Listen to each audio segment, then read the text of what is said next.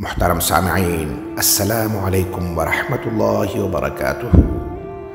لاکھوں درود اس پاک نبی پر جن کے صدقے ہم ان کی امت میں شامل ہیں۔ رسول اللہ صلی اللہ علیہ وسلم کے جلیل القدر صحابی حضرت زبیر بن العوام رضی اللہ تعالیٰ عنہ کا تعلق مکہ میں قبیل قریش کے خاندان بنو اسد سے تھا۔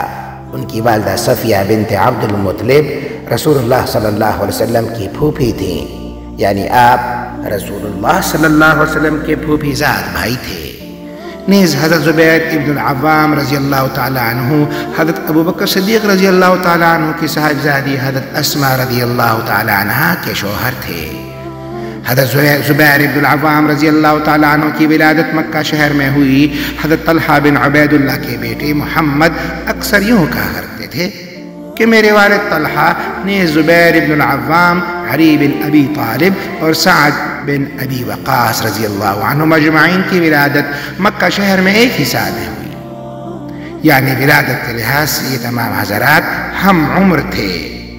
حضرت زبیر ابن العوام السابقین الاولین، یعنی بلائی میں سبھی لوگوں پر سبقت لے جانے والوں میں سے تھے، یعنی وہ عظیم ترین افراد جنہوں نے بالکل ابتدائی دور میں دین اسلام قبول کیا کہ جب مسلمانوں کے لیے بہت ہی مظلومیت اور بے بسی و بے چارگی کا زمانہ چل رہا تھا۔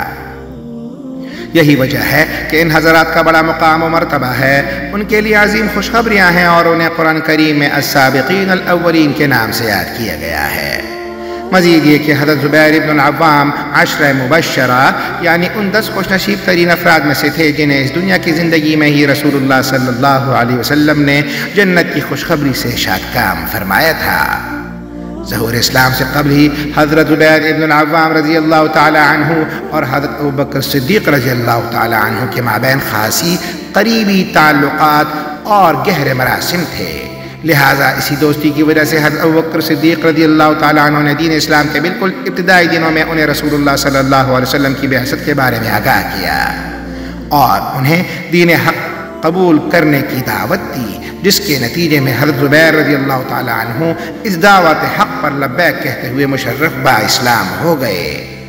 حضرت زبیر بن العوام رضی اللہ تعالیٰ عنہ کو یہ شرف حاصل تھا کہ انہوں نے دین اسلام کی رفعت اور سربلندی نیز پیغمبر اسلام کی حمایت و نصرت کی خاطر سب سے پہلے اپنی تلوار بلند کی۔ مکہ شہر میں رسول اللہ صلی اللہ علیہ وسلم کی بعثت مبارکہ کے بالکل ابتدائی دن جب چل رہے تھے، تب ایک روز یہ صورتحال پیش آئی کہ مشرکین مکہ میں سے کسی نے یہ افواہ اڑا دی کہ نعوذ باللہ محمد صلی اللہ علیہ وسلم قتل کر دیے گئے ہیں۔ اس وقت زبیر بالکل ہی نو عمر تھے، لیکن اس کے باوجود جب انہوں نے یہ خبر سنی تو ان سے رہا نہ گیا اور اپنی کمسینی کے باوجود ننگی تلوار لہراتے ہوئے رسول اللہ صلی اللہ علیہ وسلم کی تلاش میں نکل کھڑے ہوئے۔ آخر ایک جگہ جب آپ صلی اللہ علیہ وسلم سے ملاقات ہوئی اور آپ علیہ السلام کو زندہ و سلامت اور بخیر و عافیت دیکھا، تب یہ مطمئن ہو گئے۔ البتہ رسول اللہ صلی اللہ علیہ وسلم نے جب ان کی یہ کیفیت دیکھی، ہاتھ میں برہنہ تلوار لہراتے ہوئے، تو آپ علیہ السلام نے وجہ دریافت فرمائی۔ تب نو عمر زبیر رضی اللہ تعالیٰ عنہ نے وجہ بیان کرتے ہوئے اس افواہ کے بارے میں بتایا، نیز آپ علیہ السلام کی خیریت و عافیت اور سلامتی سے متعلق اپنی فکر اور تشویش سے آگاہ کیا، جس پر آپ علیہ السلام نے انہیں دعائے خیر دی۔ دین اسلام کے اسی ابتدائی دور میں جب مشرکین مکہ کی طرف سے ایذا رسانیوں کا سلسلہ عروج پر تھا، تب نبوت کے 5ویں سال رسول اللہ صلی اللہ علیہ وسلم کے مشورے پر بہت سے مسلمان مکہ سے ملک حبشہ کی جانب ہجرت کر گئے تھے۔ انہی مہاجرین حبشہ میں حضرت زبیر بن العوام رضی اللہ تعالیٰ عنہ بھی شامل تھے۔ اور پھر نبوت کے 13ویں سال جب ہجرت مدینہ کا حکم نازل ہوا، تب دیگر تمام مسلمانوں کی طرح حضرت زبیر بن العوام رضی اللہ تعالیٰ عنہ بھی مدینہ منورہ آ پہنچے۔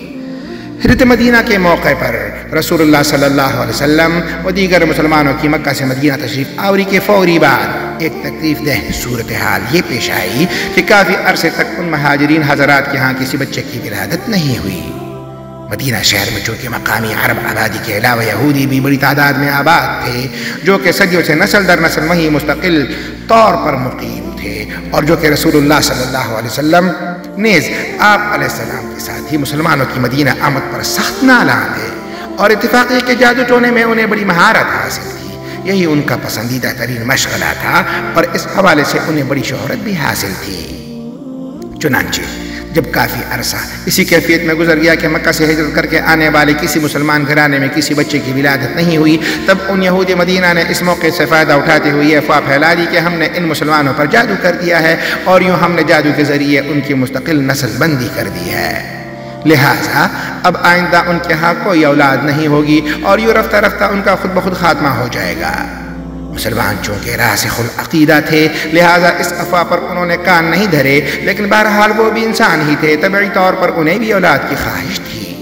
لہٰذا جو وقت گزرتا گیا یہود کی طرف سے یہ افواہ تقویت پکڑتی گئی اور مسلمانوں کے لیے یہ چیز تشویش کا باعث بنتی چلی گئی۔ آخر کافی عرصہ گزر جانے کے بعد حضرت زبیر بن ابن العوام اور ان کی اہلیہ محترمہ حضرت اسماء بنت ابی بکر الصدیق رضی اللہ عنہ اجمعین کو اللہ نے بیٹے سے نوازا جس کا نام عبداللہ رکھا گیا۔ چونکہ تمام مہاجرین حضرات کی مدینہ آمد کے بعد اور پھر یہ کہ عرصہ دراز اور طویل انتظار اور بے چینی کے بعد مزید یہ کہ یہودیوں کی طرف سے مسلمانوں کی بذریعہ جادو نسل بندی کی افواہ اڑائے جانے کے بعد یہ پہلا نمولود تھا، لہٰذا اس کی ولادت رسول اللہ صلی اللہ علیہ وسلم کے لیے، اس بچے کے والدین کے لیے نیز تمام مسلمانوں کے لیے انتہائی مسرت و شادمانی کا سبب بنی۔ اس روز مسلمان دن بھر خوشی کا اظہار کرتے رہے، ایک دوسرے کو مبارکباد دیتے رہے اور اس روز مدینہ کی گلی کوچے اللہ اکبر کی صداؤں سے گونجتے رہے۔